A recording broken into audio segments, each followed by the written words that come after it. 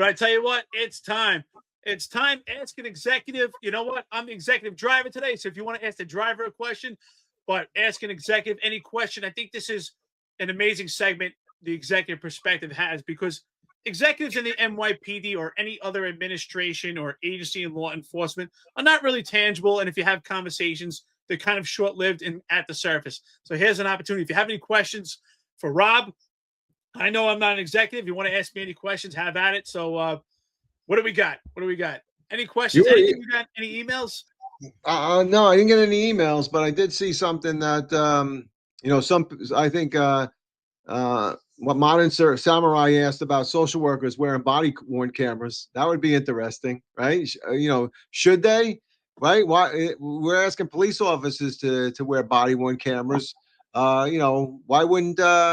Why wouldn't they wear body worn cameras? You know who I really love to see wear body worn cameras, and that we should be able to zoom in live is a doctor. Doctors do operations; they do things all the time. They're subject to malpractice, but we don't see them doing an operation. So I mean, yeah, I don't know. What's your thoughts on the social workers? You think the social workers should wear body worn cameras too? I mean, they're doing police work, right? Absolutely. Absolutely. If the police officers have to wear body cameras, anyone that's doing any type of police apparatus, and according to Zohran Mamdani, the plan is part of policing. The community safety team, community safety plan is part of policing. Absolutely. They should don a body camera. Police officers have to wear it, so should they. If CCRB is going to watch in real time, I want them watching social workers too. I think TC was joking around, but I like his comment. It says, when social workers respond, will there be an Angelica music playing? Will it be melancholy so they can calm the people down? It could happen. But Aria 2456, she has Be Heard program. Is it same or different from what Madami recommends? What's your thought on that? You know what? I think the idea as being a supplemental tool could be possible, right? I'm all for having tools and supplement the police department. The problem that I have with this Be Heard idea, it falls flat in the face, but it's supposed to be at the top of the pecking order, and it puts the police at the bottom of it. So that's where I have a problem. If it wants to be a supplemental tool, I have no problem working with social workers. But what does this look like? Let's say this whole Be Heard response, well, social workers. I mean, if a social worker responds to a call, does a sector car wait like a block away, like kind of hunch over, like, hey, they won't see us, but if they need us, we're a block away. I mean, reality, is that what it looks like? What are you thinking? That's what I've been kind of envisioning. Like the social workers are at this call and the cops are a block away. You know, maybe some foot cops and they're hiding behind a bush. Well, I hope the people don't see us because it's supposed to be social workers, but we're here if they need us. I don't know. It's funny. They got binoculars. They're looking at binoculars. They're checking the job out from a distance. Yeah, I don't know. I don't know how they're going to respond. Believe me, And yeah, are they even going to be close? I don't know. You know what? I don't see why. We do have a co-response team that for a while fell under the Special Operations Division. I think it went back under the Deputy Commissioner of Collaborative Policing, but that wasn't a bad thing. I mean, you have, but they did respond to follow-up, so they didn't respond to actual 911 jobs. So if there was somebody that was had a high propensity of being an EDP, they would go back to their house unannounced with the social workers and try to engage that person and see how things are going. And then they could do referrals to special, things within the city that they could, help the person. So, I mean, that's not a bad idea, but I don't see why we can't do and I know probably as a police officer, I wouldn't want that. I wouldn't want to drive around with two social workers in the back of my car or even a single social worker. But to respond with them, I think that would, to me, make more sense. So that if something got bad, you're not like you said, pulling out the body bags and putting social workers in body bags. So, but that's my thought. Well, who's in charge, right? And that's been my question, right? Because who's in charge? If it's the cops with social workers responding together, some type of team effort, who's in charge? Like, who makes a what call? Like, oh, I'm going to take out my taser. No, the social worker is going to take out their lightsaber. Like this is Star Wars. Like, who's in charge? I mean, this is a joke. What do you think about this question? I'm kind of curious. I mean, we talked about Tish. She's staying on. Hard X Core, good friend to the podcast. You deserve a question. Says, do you guys think Tish makes it a year? What do you think about that? So it's my understanding that she doesn't get anything from the city. That Zero. She's zero. So what does she make in all her little investments and stuff? I don't know. But if her family can donate $1 million to Eric Adams' campaign, I think they're doing pretty well. And truthfully, whatever money she makes, she put a better investment in the Giants, because the way they've been playing, they just fired their head coach. They need a little help there. So I think she needs to reinvest something, because I can't watch these Sunday games anymore. They're killing me, man. I say she doesn't make it a year. I think that she's going to make it about 3-4 months before they pull in a first Muslim police commissioner. That's my anticipation. I'm sure it's going to be Abbasi or maybe Alteri or maybe someone else, but I anticipate she's there for the transition, because he's all over the place right now with different policies and different visions, especially if they're going to move this community safety apparatus. You can't change too many things. So I think leaving Jessica Tish in place for a couple of months, as I said earlier on, she's not a cop, so she's not part of the culture. I anticipate she won't be there a year, and then we'll see our first Muslim police commissioner. That's my anticipation. I have no problem with it as long as they're the most suitable. God bless. Yeah. GI Bro, great question. I was actually going to bring that up, right? Because he asks right after Hard X Core asked that question. There's one right underneath him at 1849. He says, "Is it worth to take the captain's test? It seems the captains are treated like shit now." So I will tell you, absolutely. I always say take whatever next test you can. If you're a police officer or a detective, take the sergeant's exam. If you're a lieutenant, or if you're a sergeant, take the lieutenant's exam. If you are a lieutenant, take the captain's exam. I say that because it's a good way. I think Vinny mentioned it earlier. It's a way to get your better pay, right? It's a promotion. You get a little bit more money. Yes, captains do get treated like crap. They always have been treated like crap, in my opinion. So with Comstat, and they try to break you down there. They they yell at you, but there are spots, and I'll say, if you can become a captain in ESU, that's a great spot. There's captains in narcotics. There's captains all over. So I just think you have to try, put yourself forward. And I believe they just announced that the captain's test is coming up. I think it's next year or something. I think George Misford put on his website or something that it was coming up. So I think if you're a lieutenant, you got to study and you got to try. So that's my opinion. What do you think? I mean, Eric, you took the captain's exam. You would have been a captain if the job didn't screw you. But John Shell says never a captain. I think it's a personal decision. Each person tailored to their life. So, for instance, I have no problem. There are some amazing police officers, are super intelligent. I knew police officers that went to Harvard. They wrote books, and they never took any tests to move up because they had maybe they had side businesses. It just didn't work out for them. They didn't want to change in life because the way it worked out in their lives. Or maybe some guys I knew, like not to sound funny, they had rich wives, they had rich families. They didn't need to make that move, and they were super intelligent. So I think it's a personal decision. Some guys love being a lieutenant. They love where they're at. They don't want that change. But ultimately, I think if you don't have that type of lifestyle, or where you have a side business, and the decision is, well, do I move up in rank because lieutenant's a better rank or money? If it's just that case, always take the bet, always take the rank, always move up. Because as Ron says, and I agree with him, if you want to have any change or have any say, you want to be a mouthpiece, you have to move up as far as you can in rank.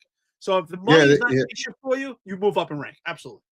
That's a great point. I'll say spot on. It was on. And you're right, because there were guys in ESU that were very smart. I would say, listen, you got to take the sergeant exam. and they'd be like, no, I'm good right where I am. I'm happy. I love the position I'm in. So you're absolutely right. It's definitely an individual decision. And you weigh all your options. I always say, though, this is what I always say: take the test. You don't have to take the promotion. You can decline. So take it, and then that gives you the option. Okay, because a lot of good detectives, good police officers went into and became sergeants and lieutenants, got promoted, and then they were brought back to ESU because that's how good they were. We knew they were good, right? So we wanted them back. They did 6 months, maybe a year on patrol, and then they came back. So that's why I say always take it, and then you have the option whether or not you want to take the test, and you have the option to take the promotion. That's up to you. But yeah, absolutely. I can tell you what, I don't know who TC is, but I think TC just revealed himself. He says, I remember when Eric was briefly a corporal. So definitely run the 112 precinct, because what happened was, my dumb luck in the NYPD, February 2009, I got sent to BMOC. I'm sorry, January 2009, I got sent to BMOC, which was your basic module officer course to be a sergeant. And halfway through, they told us due to budget cuts, they can't promote us. So we finished, oh my God. We finished, and then we went back to the 112 precinct or whatever precinct you came from. And so they gave me corporal chevrons. They glued it to my locker, and I had to wait 5 weeks till I got promoted. That's terrible, that was man. my career.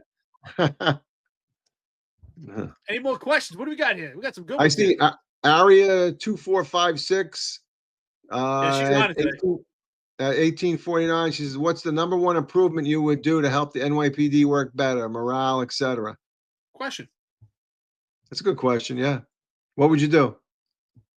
You're promoted.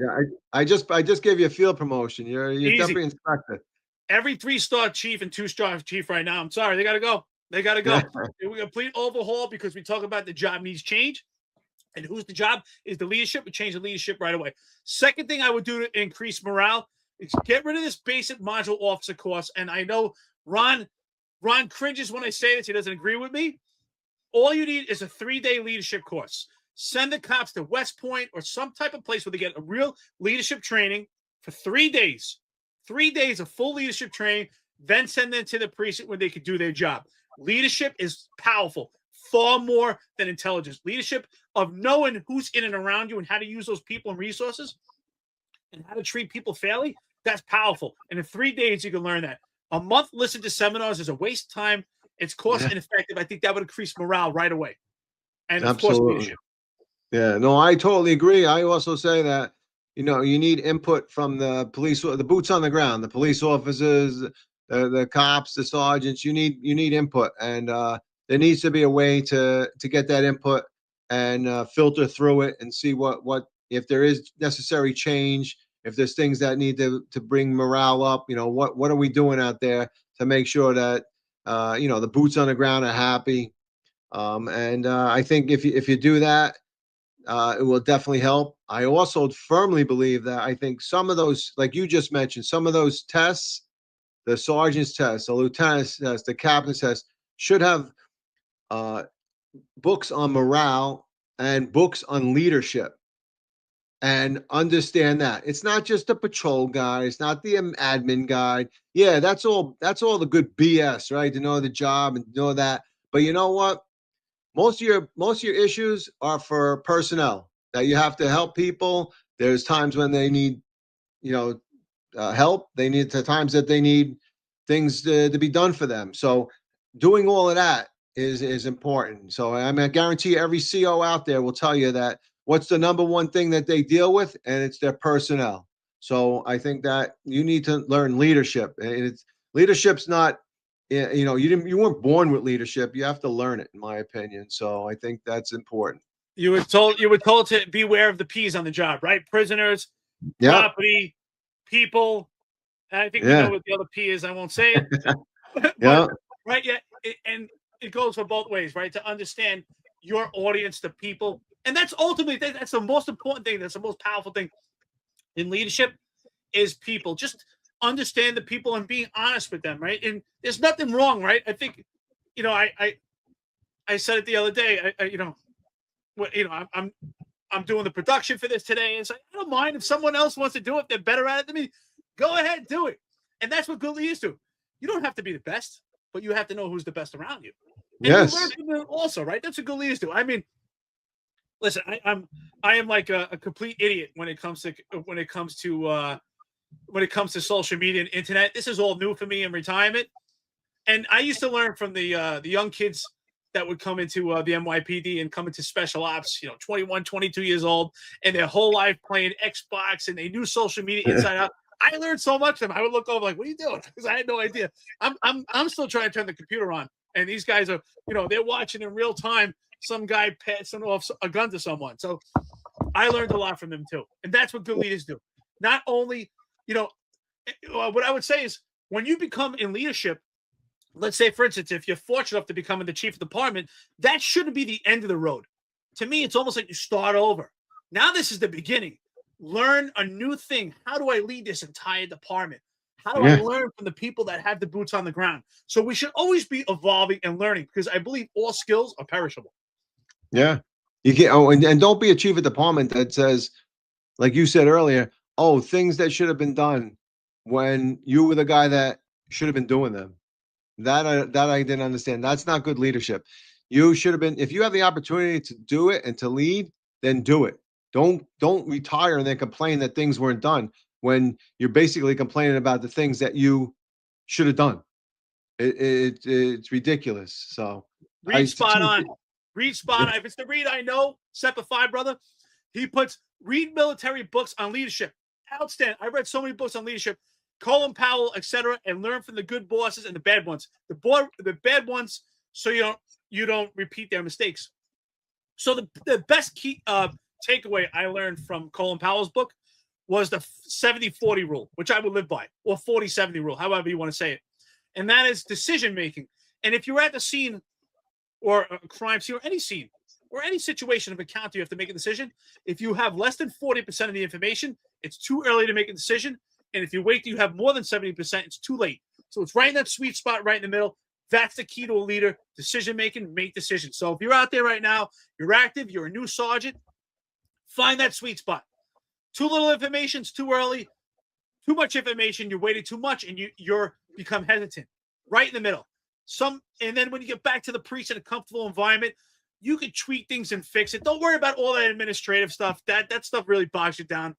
It's important, but ultimately make logical decisions, and then those things can be cleaned up and tweaked. Yeah, 100%. I mean, here's the thing that I always told people, get all the information, then make the decision. Just like you said, if you need more information, then find out more information. But I always say make a decision, one way or the other. I'm not going to criticize you for making the wrong decision, but make a decision.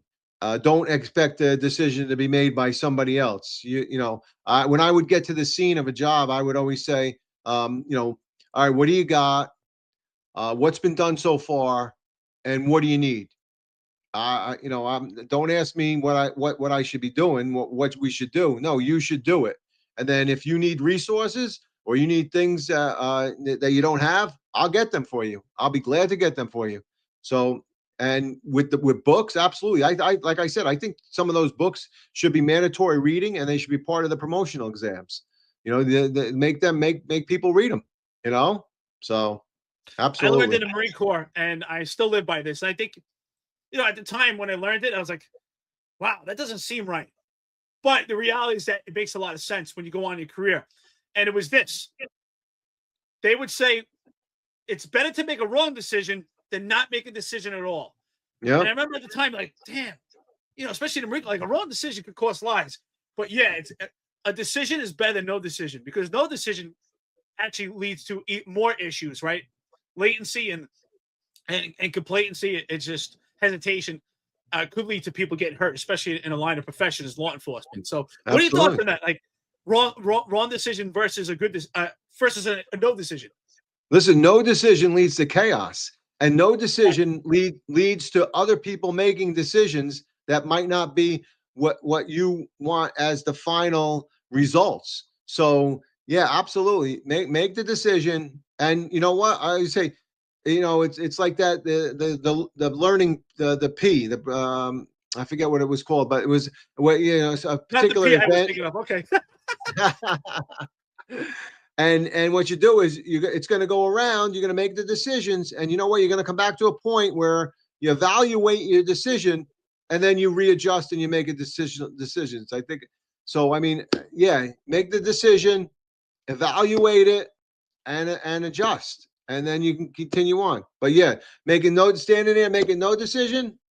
You know what? What's going to happen? Other people are going to make decisions for you, and they might not be the right decisions. So you got to protect your workers. So you got to make that decision, set it in motion, and then adjust. Nobody's going to fault you for adjusting things after things have been done, right? There's been many times where I've been on barricade, and they're like, "Oh, should we go in?" And I'll be like, "No." And then they're like, "Oh, is there anything in his hand?" No. All right. No, what?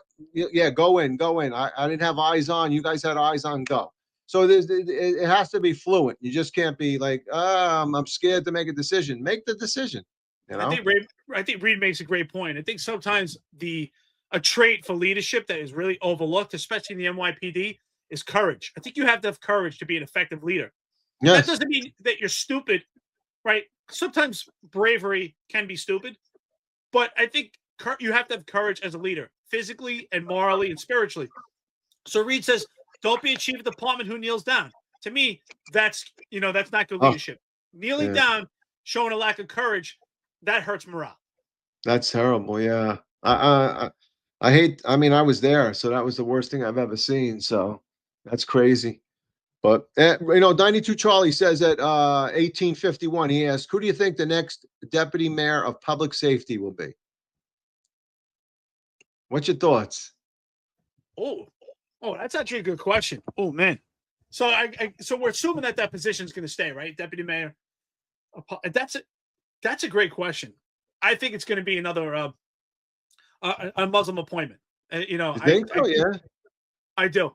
I think it's going to stay. I think that's going to, because ultimately, Zohran Mamdani, Eric Adams, and Andrew Cuomo are the same. I do think it's going to stay. I see it being a Muslim appointment. I'm not exactly sure yet, but I think that's actually a great question. Have you thought about that? I did think about it a little bit. I almost thought like Ronnie Harrison. Hey, from Texas. You got cowboy boots yet? I don't have cowboy boots, and the funny thing is, I met my cousin in the lobby, and he's wearing a cowboy hat, and he wouldn't give it to me. I was going to wear a cowboy hat. I love it. You got to go to give me his hat. He's a Staten Islander who moved out here a year ago. He's wearing cowboy hat like he's been here forever. I got cowboy boots. I love them. How are you guys? Great show today. Thank you for filling in, Eric. Do I have to drive the both of you now? Like how does this work? No, I drive myself. Okay. I drive myself. Lily says Ron got a haircut. No, I just washed it. You just took a shower. Hey, is there a mechanical bull in the lobby? Are you riding that? No, I haven't seen a mechanical bull yet.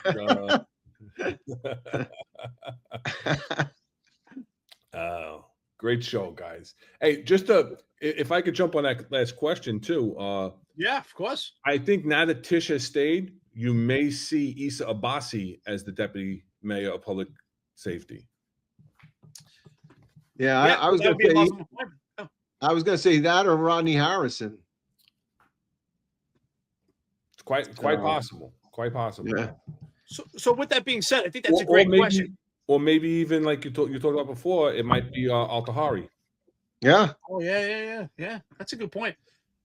What do you think the role? I mean, we know the role of deputy mayor right now is YouTube content creation. So what do you think the role of deputy mayor of public safety though would be with Zohran Mamdani? Considering this is going to this whole community safety team and a community safety plan, what do you think the role would be? I think that's a great question. Like, who would do it, and what would the role be? Well, I'll give Rob a chance to take a drink of water. He's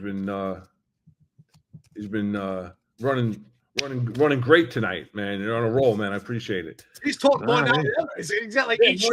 No, that's because you don't have me. The jabber jaw going all night. But I listen.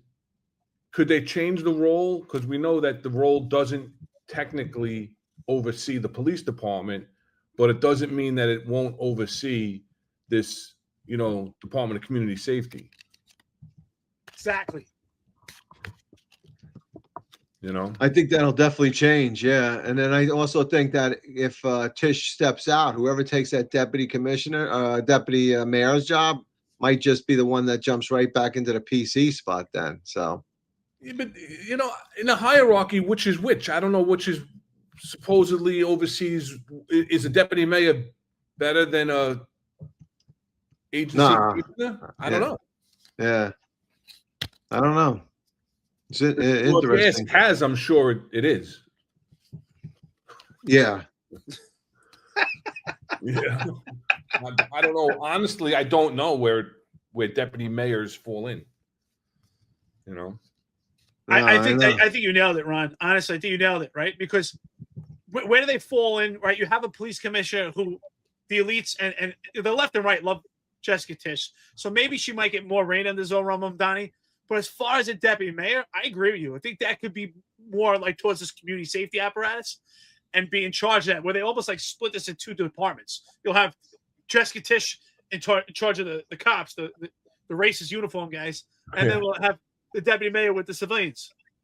Yeah, and 92 Charlie says, you know, at right now, the deputy mayor of public safety also oversees FD. They oversee what's the other one? I'm tired. It's been a long day. Eric, Yeah, sheriff, right? The sheriff and but also OEM. OEM. Yeah.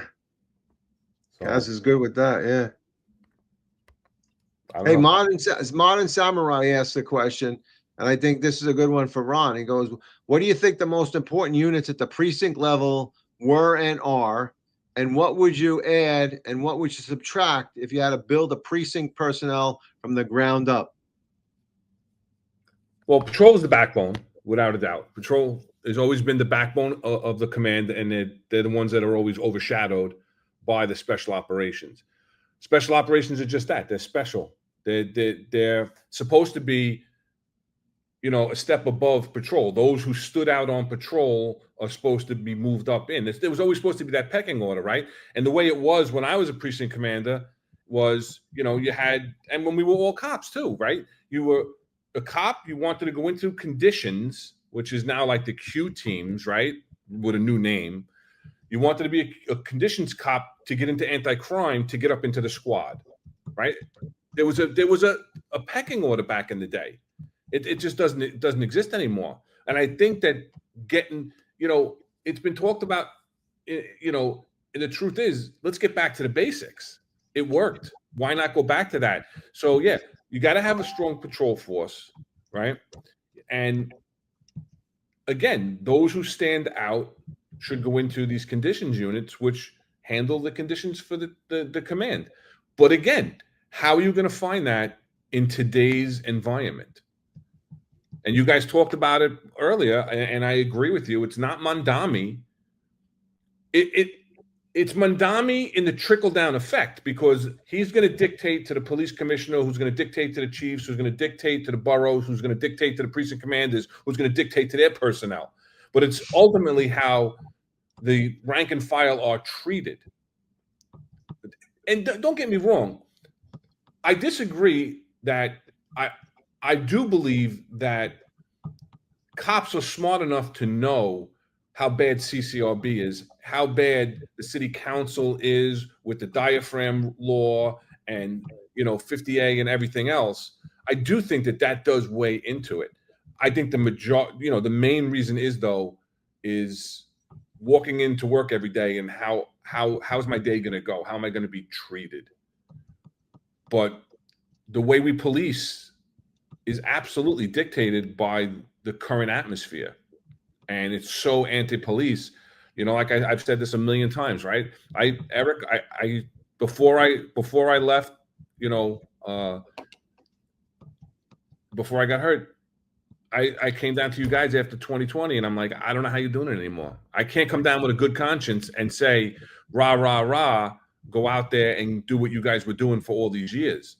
Yep. Loved what you were doing. You guys had the heart of gold. You went out there. You did it for the right reason. You did it against the right people.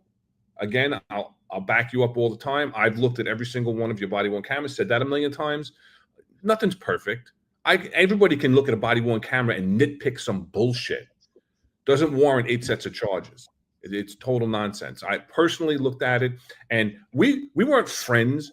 We didn't know each other from Staten Island. We didn't know each other from the job. I met Eric Dym when I became the commanding officer of Housing Borough Bronx, Queens. But how did I become to know Eric Dym? Because you and your teams stood out. So so I'm not talking shit because Eric's on the network and you know, you and John have the main show when you started up the network and all this other stuff, and now we're on the network, so I'm gonna blow smoke up your ass. I don't do that. I'm a straight shooter, you know. And we've had hard conversations a couple of times upstairs, you know, in the office, and it is what it is. But you know, how does anybody in good conscience ask people to go out and do these things knowing what the consequences are? You know, it's always, you always have to weigh the, you know, the good versus the evil, right? The good has to outweigh the evil. But now you do good and you become evil. It makes no sense. The city's upside down. On a lighter note, I want to say I thank you for that. I really appreciate it. And that's the absolute truth. But I do want to tell our friends and listeners that every time I went to your office, I walked out with a bottle of cologne because Big Ron used to have like 90 bottles of colognes. I didn't have 90 bottles of cologne. I didn't have 90 bottles of cologne. There's a story behind it. Somebody gifted me cologne. I'm not a cologne. I don't wear cologne. I used to walk out. And you're a pretty boy that was going out to the clubs, and you had your +1s and all this other stuff. We won't even get into it. You want to get into it? We won't get into it. But I didn't wear cologne, and if people gifted me cologne, it's the same thing with liquor. People gifted me liquor. I'm not a drinker. I re-gift it. You know, so it's like, but I'm going to give it to people that are going to use it. I'm not going to give somebody, you know, a pretty expensive bottle of cologne if they're not going to, you know, appreciate it. Hey, Hassan Mo is asking me. Well, first of all, he says I have a Palestinian flag up. I don't know. What? I don't know. He was asking me if that's a Palestinian flag. So he's got to go to the optical. He's got to use his optical benefits before December 31st. Hassan is the mad chatter. He's mad chatter. Hassan's got to use his optical benefits before December 31st, brother. Yeah. Glasses if you think that's a Palestinian flag. He's got David's vision. Gets one this year and one next year. So that's it. He says, serious question. He says, prediction if the city will settle and reinstate and compensate workers. So I'd say the window of opportunity is closing, and I don't know if they'll be able to do it. I say that he may want to do it just to save face, but I can say that you won't survive the Zohran if it's not done within the next couple of weeks. So I don't think that Mamdani will unring the bell if Adams rings the bell and the process is in motion. But I don't think that the process is a full and complete process. Right now, I don't think that they're making them sign the waiver. I'm not 100% sure that they made them sign the first time. They're waiving all their rights, you know, to drop the lawsuits. They can't sue. There's no back pay, all this other stuff. We talked about that on our prior show and brought it up with Marlon. But if he's going to do something, if he puts it into official motion, I don't think that Mamdani will unring that bell. He's definitely not going to ring the bell. If it doesn't get into motion, which it already really is in motion, right? They put it out there. DCAS is involved. Yeah. So I don't think it has to be done by January 1st.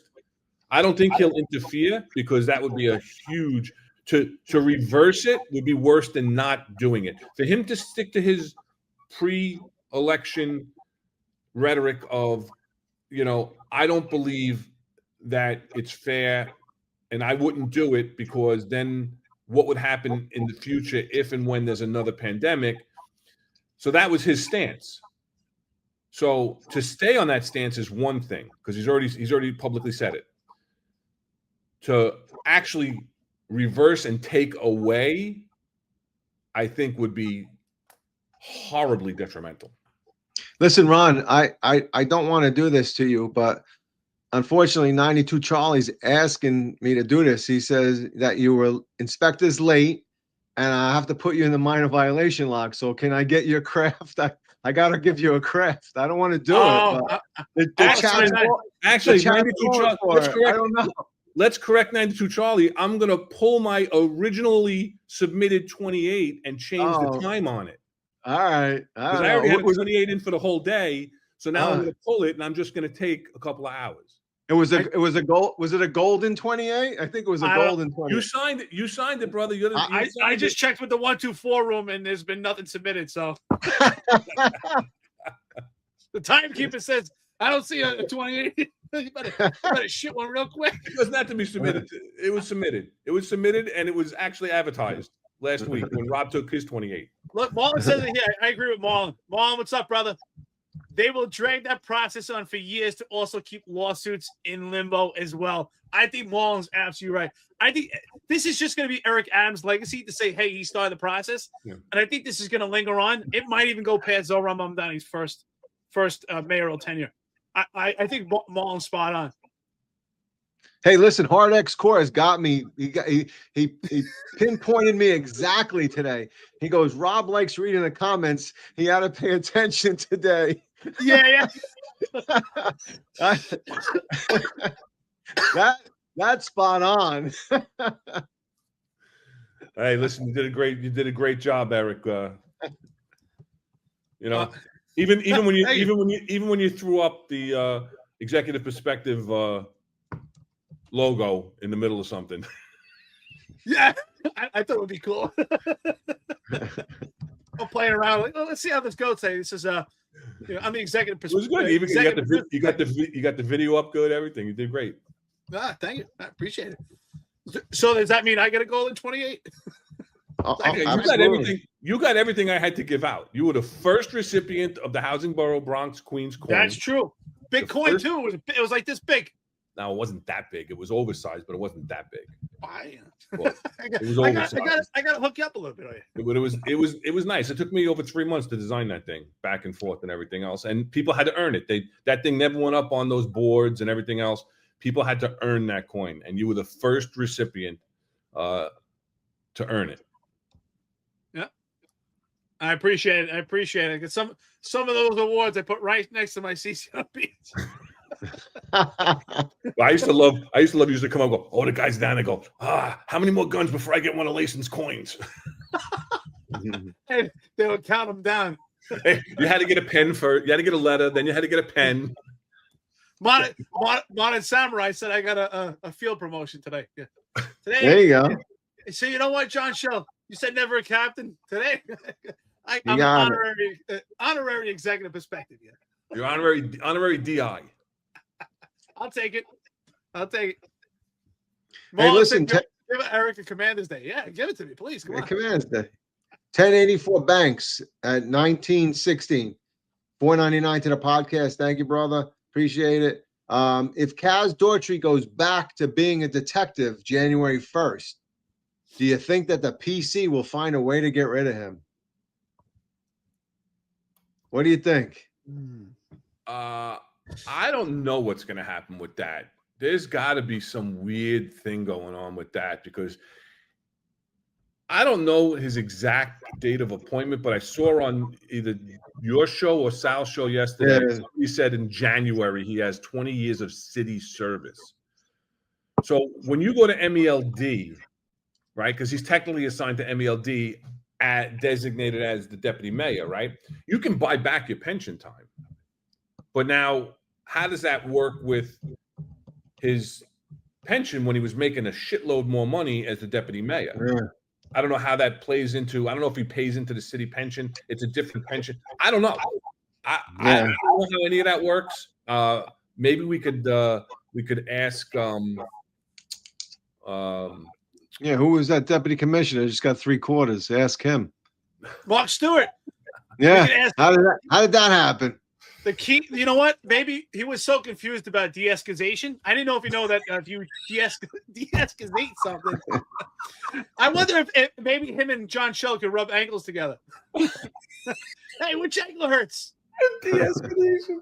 I heard that again yesterday when you played it. Oh my God. Oh, is that outstanding or what? Oh my God. Oh.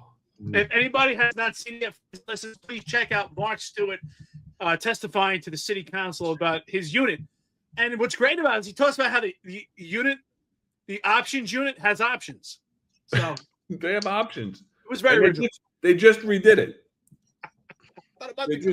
When did we do it? Oh, we just redid it. He doesn't even know what they redid. He doesn't even know what they're talking about. He didn't even know the address where he works. Right. It's 127 and Penn. Yeah, well, where is that place I've never been to? Thank you for my job. 127th Street and Pennsylvania Avenue, or is it 127 Pennsylvania Avenue? Yeah, and keep in mind, this guy's going 3/4. He retired from actual military, if you want to call it paramilitary service, 2004. I don't know that. I guess these ankles, they just after a while, they just crumble on you.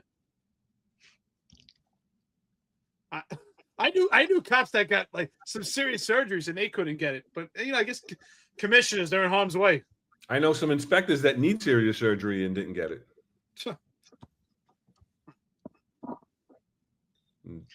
Anonymous Mayor, yeah, $4.99. Tish is there as an executioner. Oh, executioner at this point. Anyone lifted by Adams should be very nervous. I don't know. I don't think so. I get it. Not May is a good guy. Always on X Spaces with us. I don't see that one. I don't see it. Hey, you also don't know what's going behind the scenes. You don't know if Adams is going to tell Mamdani, hey, take care of this guy or whatever. I mean, not that he will, but you never know. I don't think he will because he didn't even call him to congratulate him on the night he won. But he wasn't running, right? He didn't have to concede the election. So, well, right. But you're the mayor. You don't call and congratulate the mayor-elect. Yeah, I guess. And you took all his votes, I guess. Yeah. Hey, listen, stay tuned up. It says Ron, Rob, Eric, looking at the structure of the NYPD or any agency in today's climate, would you still be a cop? I think we always answer this. No.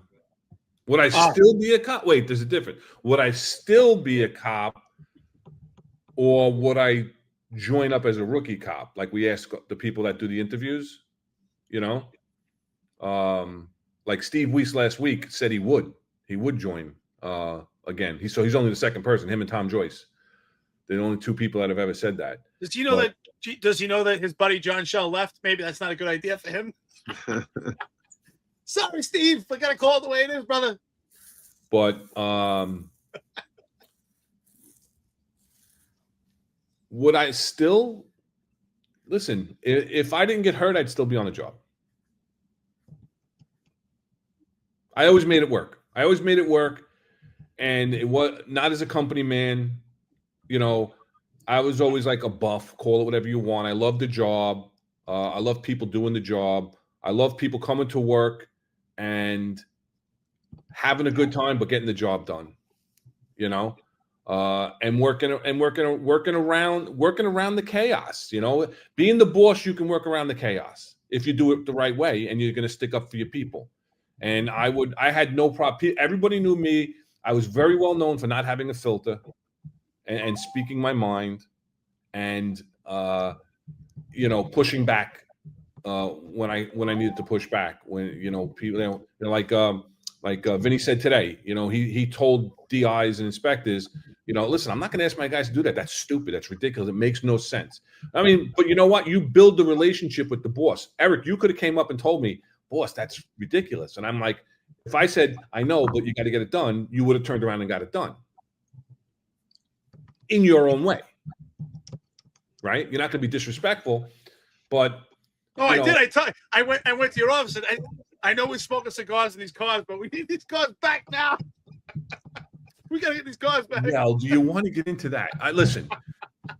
Here's the story. All right, Rob, this is the story with this, right? So it's assigned to the housing borough, right? My admin lieutenant had a car assigned, that's my car. Okay, where are you going? You're sending your guy for coffee. Where are you going? The ICO had a car. Okay, that's okay. You know, he's got to go out and do borough stuff.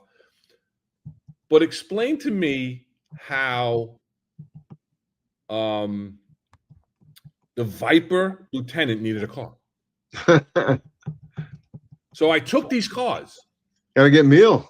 I took these cars. I had 4 unmarked cars because in housing you had grant cars and then you had other regular NYPD cars. The grant cars, once you killed the grant cars, you were never getting a car replaced. That was right. You had to baby those things. Sometimes you had to go and you had to get, you know, you had to get it taken care of on your own because if you knew if it went into the shop, it wasn't coming back out, right? But I took those cars and I looked at my personnel in my PSAs and said, these guys are running 4 deep in a car. Why can't I put 2 cars out instead? And so I gave my cars from the borough to the PSAs. So it was mostly it was PSA 9 and PSA 7. So PSA 7, obviously my office was in their office. They were doing the best work.